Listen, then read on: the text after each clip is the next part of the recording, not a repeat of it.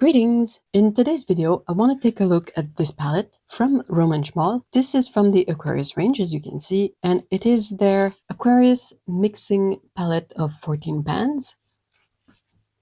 I already really love Szmal paints. They are in my top favorite paints. And what really brought me to this set is the color selection. And also I wanted to explore the mixing options with this set as it's sold as a mixing palette. So I was a bit curious to test that out. As you can see on the back, these are the 14 colors included in this palette. So we get 14 full pans. You have Buff Titanium, Hansa Yellow Medium, Quinacridone Gold, Pyrrole Scarlet, Pyrrole Ruben, Quinacridone Red, and Ultramarine Intense. And then you get Cobalt Cerulean Blue, Phthalo Blue Green Shade, Phthalo Green Blue Shade, Goethite, Blue Ridge Burnt Sienna, Indian Red, and Cypress Raw Umber Deep. It's a really interesting selection of colors. I'm familiar with most of these. There's still a few in there that are not part of my collection. Just from the start, this looks really interesting. There is one of my favorite color in there, the Quinacridone Gold, that I really love. And then if we go back to the front of the box, you can see this beautiful abstract mix of color on the cover of the box. And one thing that I find really interesting is that it lists the color used to make this, which I think is really cool because when I look at this green, immediately I'm like, oh, this is definitely a color that I would love to use. So I can try to reverse engineer it since they give us the info of the colors that were used in this mix. So I would say that we get the Quinacridone Gold is kind of obvious. The Phthalo Green Blue shade seems to be here. So this would be a mix of Phthalo Green and Quinacridone Gold, same here. And I think this kind of moves on into the Phthalo Blue Green shade and finally in the Ultramarine. That would be my guess. So that's probably what I would try with this. Now, if we open this,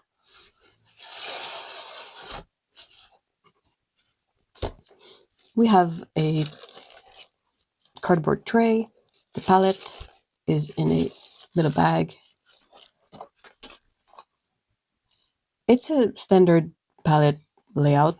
We're all familiar with this kind of palette. The branding on the lid is nice because that makes it easier to differentiate this palette from others.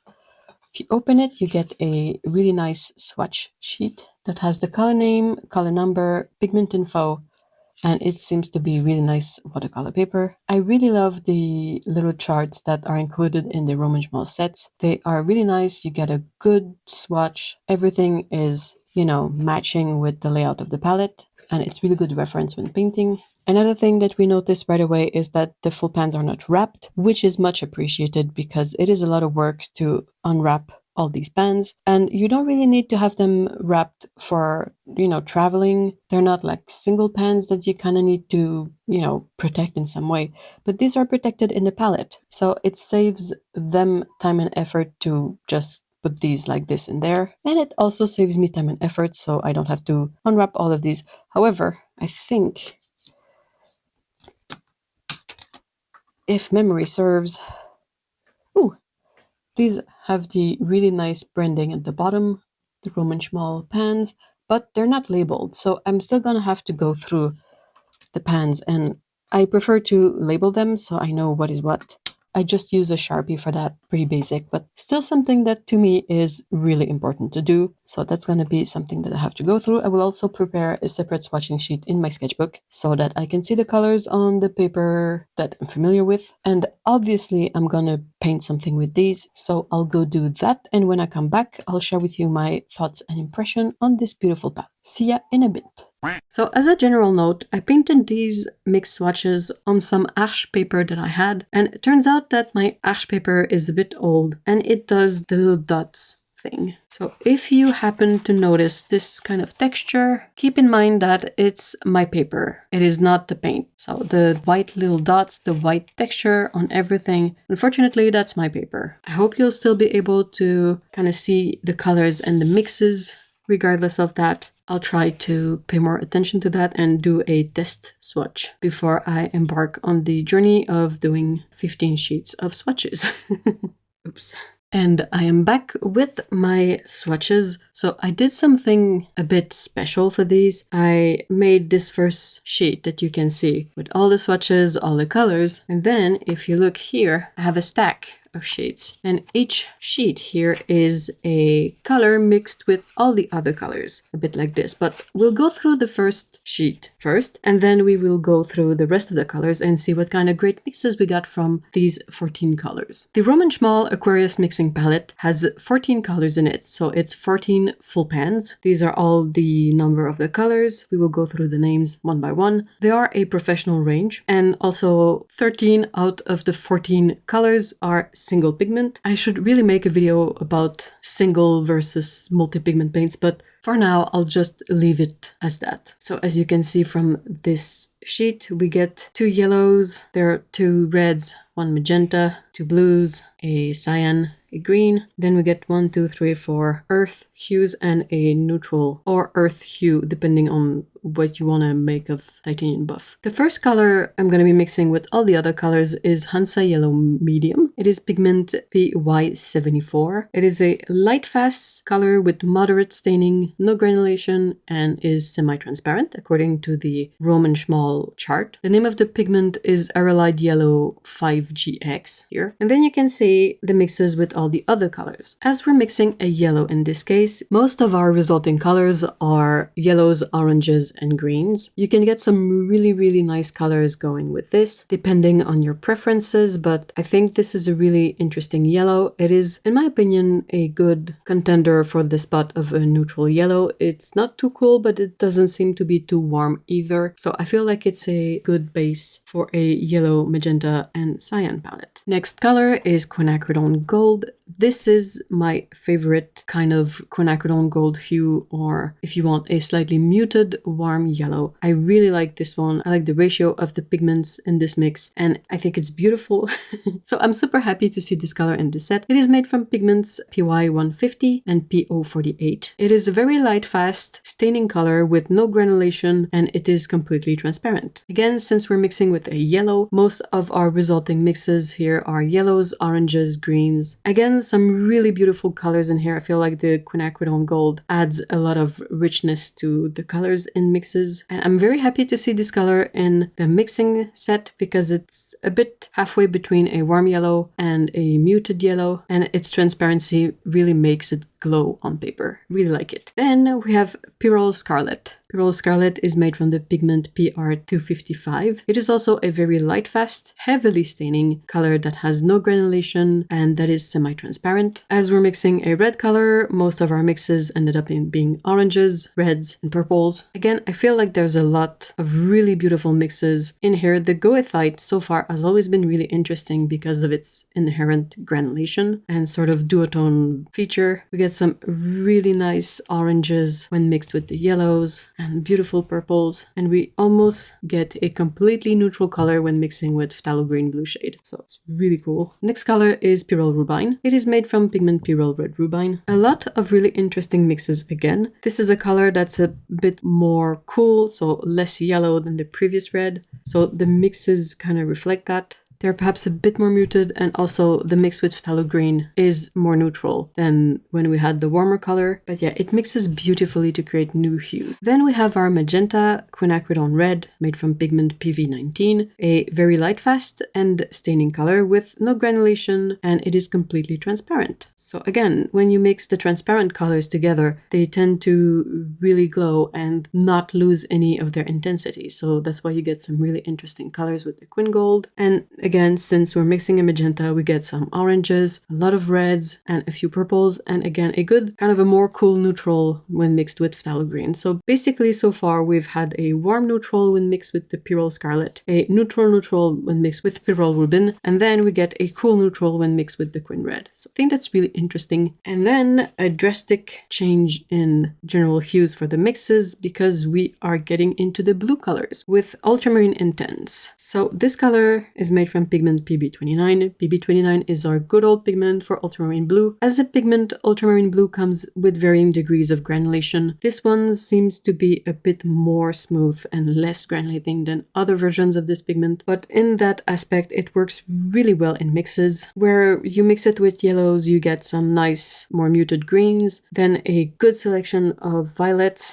Blues with blues will give you blues, a turquoise with the phthalo green, and then some really interesting sort of neutral colors with all the earth hues, except for Indian red, which gave us a muted deep purple. So that's also really interesting. Then cobalt cerulean blue, made with pigment PB36, cobalt chromite. It is very light fast, moderately staining, and I think this is our first granulating color. Ultramarine Intense was moderately granulating. This one is fully granulating and is also a semi-opaque color. That often goes together. The colors that tend to be more granulating also tend to be a bit more opaque. We're mixing with the blue, so we get again greens, purples, more blues, more kind of neutral colors, but the real feature here is just how interesting the granulation is in all the mixes. With some mixes it's harder to see, like with the blues you can't really spot the granulation blue on blue, but with almost every other color you can definitely see something special happening. And I think that's a really interesting tool to have in a mixing palette, because depending on what you're painting, you might be after this textural look for some elements of your painting. Our next color is phthalo blue green shade, made with pigment phthalocyanine blue PGS. It is pigment PB15-3, a very light, fast and heavily staining color that has absolutely no granulation and that is completely transparent. So a bit of the opposite of our previous color in a way, except for light fastness, because both are very light fast, but previous color was moderately staining. This one is heavily staining. If you've spilled phthalo blue somewhere, you know that this color is heavily staining. And it is a really good mixer. So with this one, our Queen Red and our Hansa Yellow medium, we have our Cyan, Magenta and Yellow primary, which is the most versatile one. If you want more of a split primary, you're also good, because since this yellow is a bit neutral, it works for both split primaries, but you could also go with the Queen Gold for your warm yellow, and then you have Pearl Scarlet for the red and Ultramarine Intense for the warm blue. But back to phthalocyanine blue, so it makes for, again, some really interesting mixes with these colors. With most other colors, the mixes are going to be completely smooth, because that's what you get when you mix smooth colors together. But with goethite, you get this really beautiful deep muted green with some brownish granulation, and then the Cypress Raw Umber also has a bit of granulation going, and it makes for really interesting colors. Our first and only green, which is phthalo green blue shade, made from pigment PG7, which is phthalocyanine green blue shade. It is again a very light fast, heavily staining color with no granulation, and it is also completely transparent. These are characteristics that we can find quite commonly within these colors, so I think that's really interesting and good to know, because these colors being transparent will affect how they mix with other colors, and similarly colors that are more opaque will also mix differently than colors which are transparent. With this one we get a lot of beautiful green colors of varying degrees of intensity. We also get quite a good selection of neutrals with the Indian Red, the Pearl Scarlet, Pearl Ribbon, Queen Red, Warm Neutral, Neutral Neutral, and Cool Neutral. And then you get a really almost black color mixed with the Indian Red. So that's really interesting. You can get those more blue light colors, you can get a more yellow light color, but you can also get a really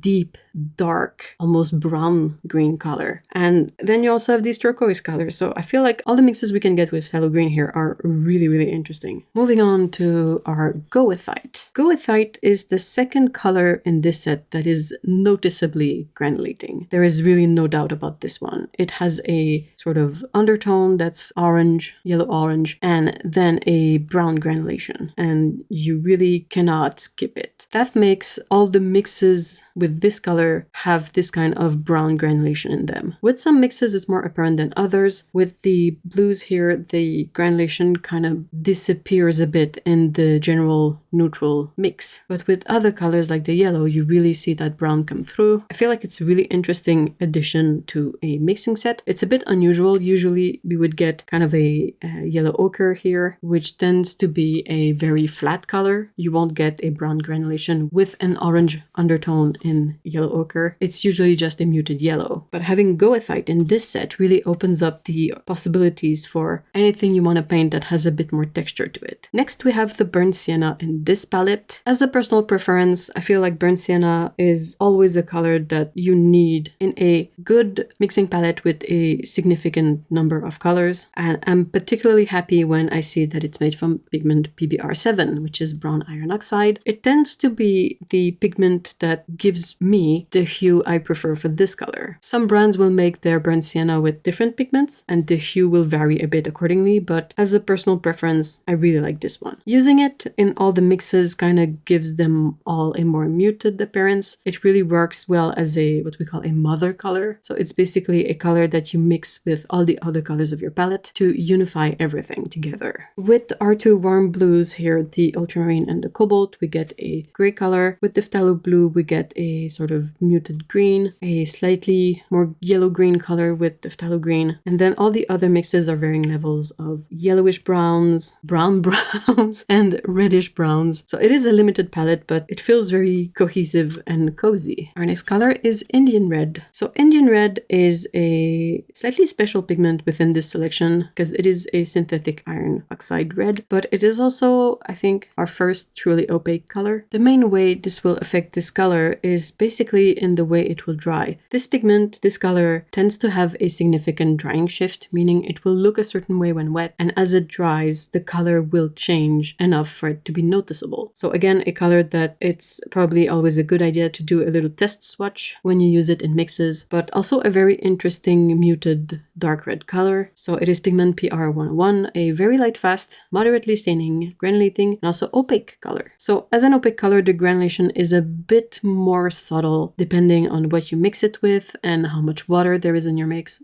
Overall, it is a really interesting color as well. I feel like it also has this sort of unifying feature that kind of brings all the other color into a more cohesive group, but while also letting you have a bit of everything. Like you kind of still have your yellows here, some reds, some blues. I know there are purple and oranges, but I think you know what I mean. Like this could work as your green within this palette. This is Cyprus Raw Umber Deep, made from brown iron oxide, pigment PBR7. It is very light fast, moderately staining, granulating, and semi-transparent color. As a general feature of this color, I felt like it had a weaker tinting strength than some other colors, so it made for somewhat softer mixes when I did this sheet. It neutralizes nicely with ultramarine intense and cobalt blue, and then you sort of end up with all sorts of very muted, lighter colors when you mix everything else with it. The granulation is somewhat typical of other raw umber colors. I feel like raw umber in general tends to be a bit more patchy. I don't know how to explain it, but I feel like raw umber and raw sienna really often have this kind of semi-transparent granulating patchiness to them, which can make them a bit difficult to work with if you use them like pure. But in mixes, I feel like it brought some really interesting things to these other colors, even if it's overall very limited and very muted. A bit of a sad beige mom palette here. And our very last color, Buff Titanium. So Buff Titanium, I feel, is a particularly interesting color. It is similar in pigment number to Titanium White, so completely white, that would be PW6. Buff Titanium, which is this light beige color, is PW6:1. It is very light fast, moderately staining, color that has no granulation, and it is also opaque. So our second opaque color after Indian red. What it does, I feel like, it basically works as a color to turn everything into tints. So a tint is a color mixed with white, but since it's not pure white, it also kind of brings all the color together into a unified look. So as a result of that, you get a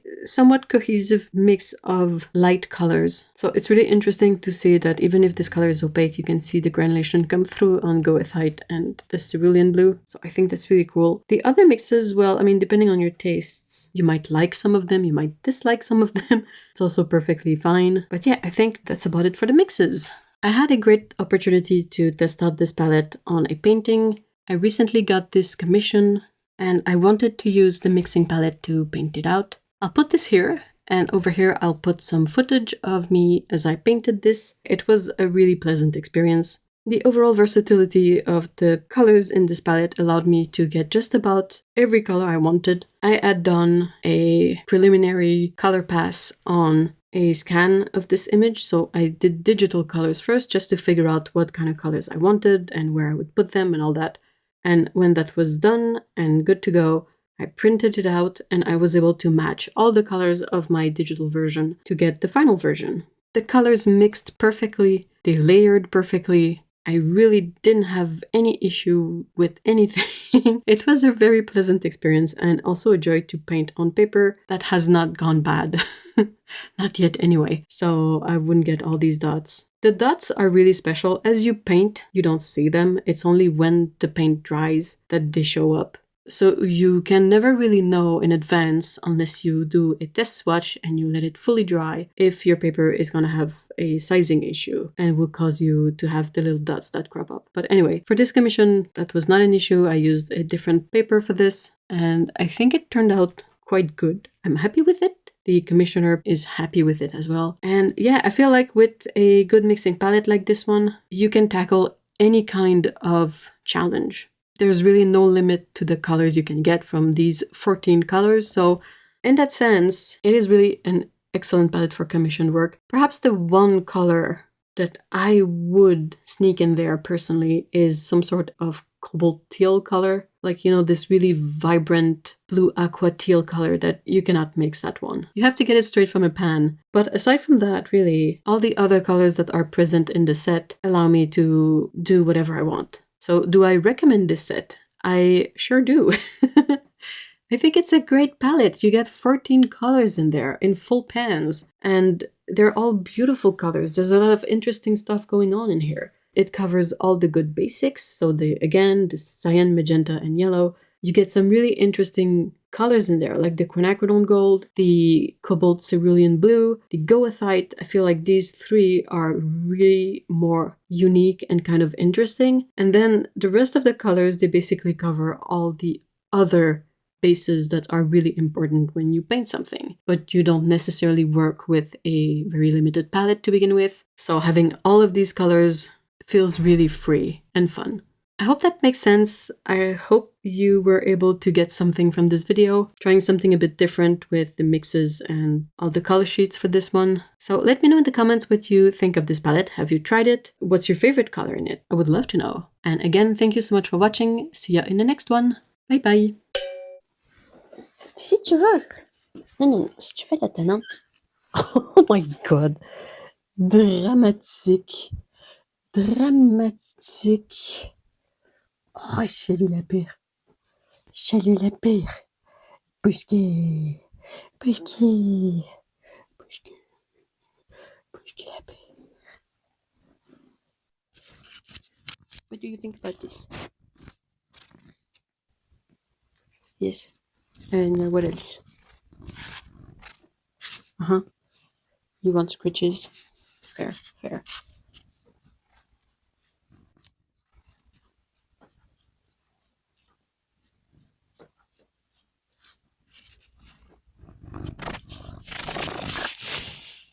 Yuck. You've put all of your wet nose stuff on my microphone. Gross. Gross.